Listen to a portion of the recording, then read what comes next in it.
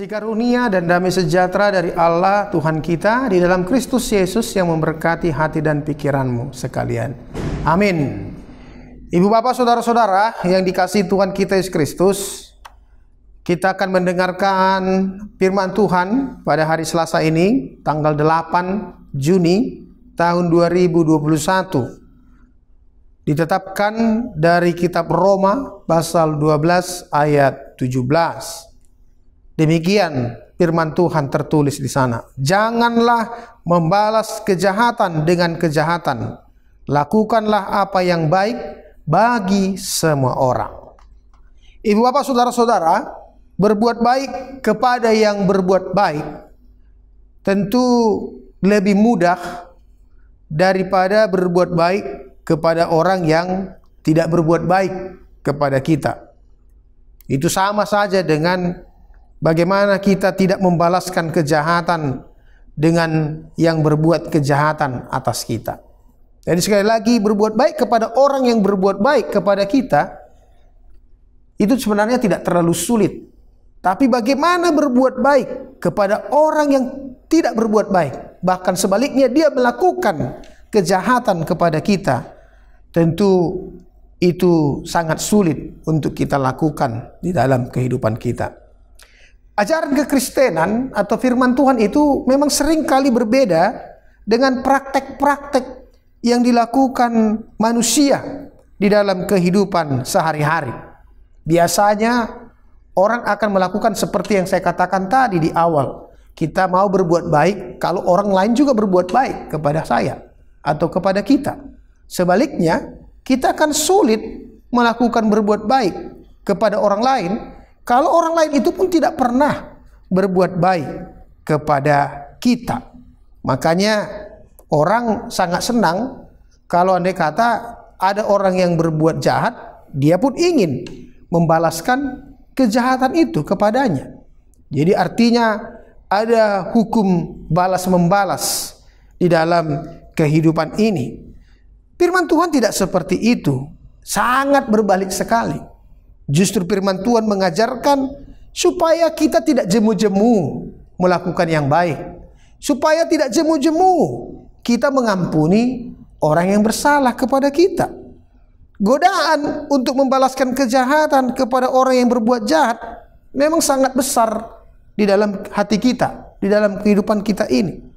Jangankan yang jelas-jelas berbuat jahat kepada kita, kepada orang yang tidak dekat dengan kita pun terkadang kalau kita menonton media sosial atau kita menonton televisi, contohnya ada orang yang kedapatan mencuri atau dia begal, lalu kemudian tertangkap oleh orang lain, lalu setelah itu diajar habis-habisan oleh orang lain, kita bahkan senang supaya dia harus dihajar habis-habisan.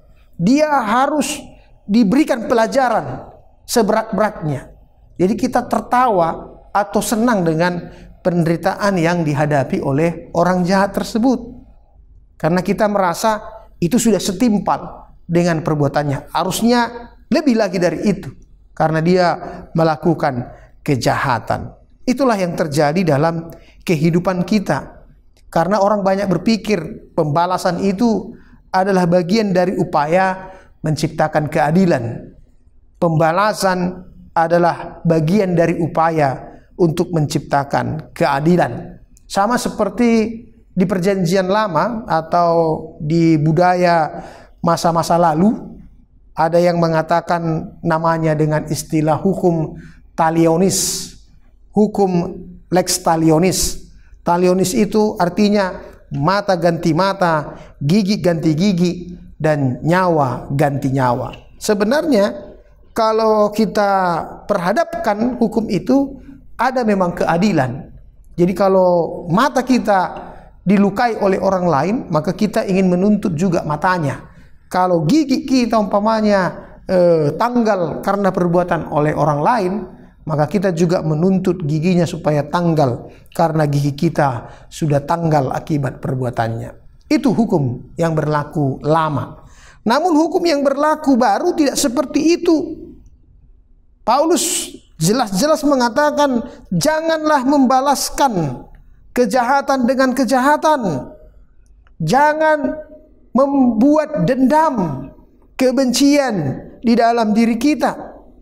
Kalau kejahatan dibalaskan dengan kejahatan, kita akan membayangkan dunia ini tidak akan pernah ada damai. Tidak akan ada suasana sukacita, karena di mana-mana dunia ini akan dipenuhi dengan segala perbuatan-perbuatan yang saling balas-membalas dan tidak pernah ada ujungnya. Paulus ingin mengingatkan kita supaya pembalasan itu bukanlah hak manusia. Pembalasan itu semata-mata adalah hak Allah. Biarlah Allah yang berkehendak di dalam kehidupan kita. Sebagaimana Yesus juga pernah katakan, jangan engkau menghakimi, supaya engkau tidak dihakimi. Karena hak penghakiman itu bukan milik manusia, tetapi sepenuhnya adalah milik Tuhan. Disinilah Paulus ingin menjelaskan kepada kita untuk memahami bahwa kekerasan, kejahatan, bahkan perbuatan-perbuatan yang baik itu akan menjauhkan kita dari kehidupan yang damai sejahtera. Apalagi kalau di dalam kehidupan persekutuan kita, di tengah-tengah keluarga selalu tertanam kebencian, permusuhan, maka sukacita itu akan sirna dari kehidupan kita. Ibu bapak pasti pernah mengingat seorang tokoh bernama Nelson Mandela. Nelson Mandela ini pernah dipenjara oleh orang kulit putih yang menjajah Afrika, yaitu pada masa-masa apartheid. Tapi ketika Nelson Mandela keluar dari penjara, sedikit pun tidak ada niatnya untuk membalaskan kejahatan yang dilakukan atasnya. Malah sebaliknya, dia ingin berjumpa dengan sipir penjara, dan sipir penjara itu pun dia ampuni. Itu yang membuat negara Afrika Selatan menjadi negara yang maju, negara yang menghargai peradaban, nilai-nilai kemanusiaan yang sangat tinggi. Begitu juga negara India. Kita kenal tokoh India bernama Mohandas Gandhi atau Muhammad Gandhi. Dia membangun sikap ahimsa, yaitu sikap yang berlembut, berbagi rasa kebaikan dengan setiap orang. Dan itu juga yang membuat India menjadi negara besar sampai hari ini. Ibu bapak saudara-saudara, kejahatan dibalaskan kejahatan akan jauh dari Shalom. Kita akan melihat begitu banyak orang yang terluka, begitu banyak orang yang cacat, bahkan begitu banyak kuburan-kuburan yang akan digali untuk memenuhi segala ambisi kejahatan manusia. Kehidupan Tuhan selalu menginginkan kita untuk saling mengasihi.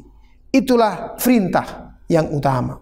Yesus sudah memberikan perintah baru dalam kehidupan kita, yaitu mengasihi sesama, bahkan mengasihi juga musuh-musuh kita. Esau dan Yakub pernah berpisah cukup lama karena ada dendam di dalam diri Esau terhadap adiknya sendiri, karena pernah melakukan tindakan curang terhadap Esau. Namun apa yang terjadi? Kehidupan kakak beradik itu tidak ada damai sejahtera.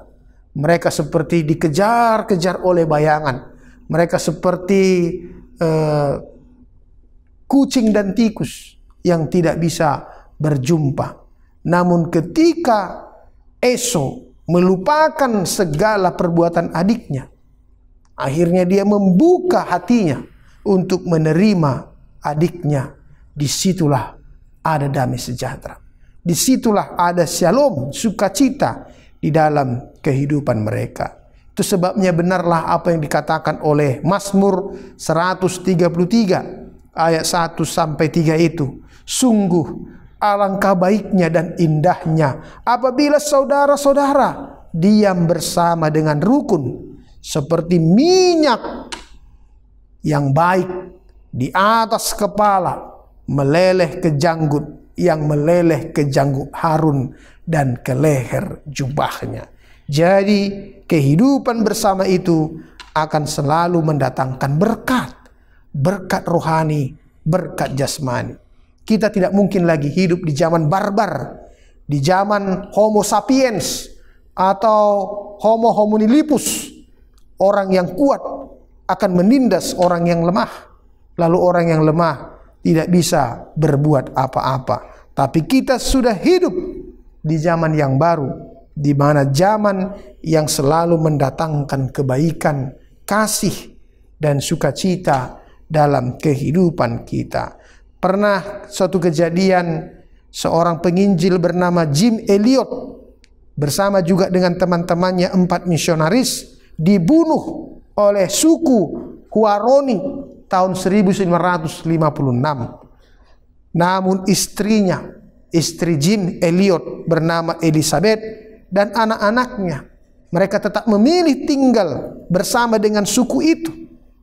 Walaupun suaminya akhirnya pada waktu itu telah dibunuh oleh suku tersebut. Namun apa yang terjadi? Sikap istri Jim Elliot ini akhirnya membuat Alkitab bisa diterjemahkan ke bahasa Huaroni, dan orang-orang suku Huaroni akhirnya percaya kepada Yesus Kristus.